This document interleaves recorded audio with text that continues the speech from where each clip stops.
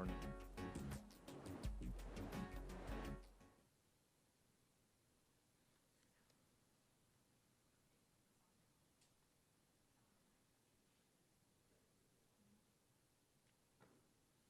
There was a 1-minute warning, and I'm not sure if everybody heard, but we're going to start very soon.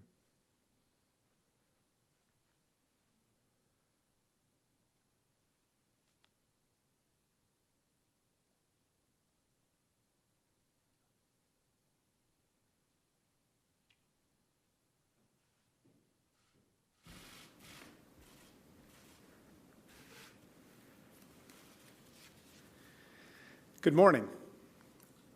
Canadians are beyond frustrated. Other countries are reopening.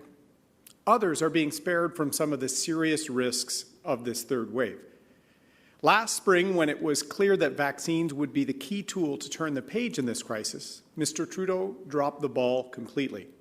He turned to the communist Chinese regime for a vaccine, and that failed. He failed to secure domestic production and failed to negotiate early delivery.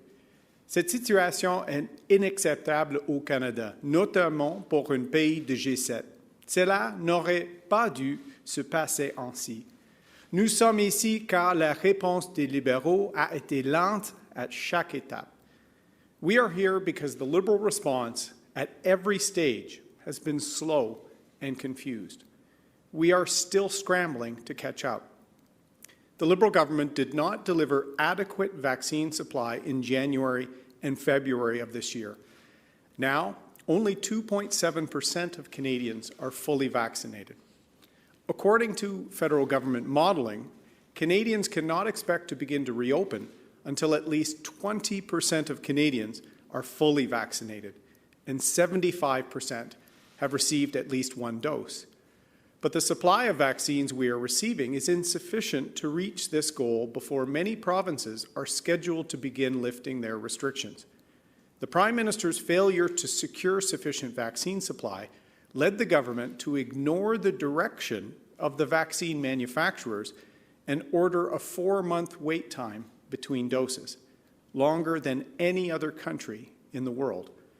We also have no national system of screening and rapid testing that will be critical for a faster, safe reopening.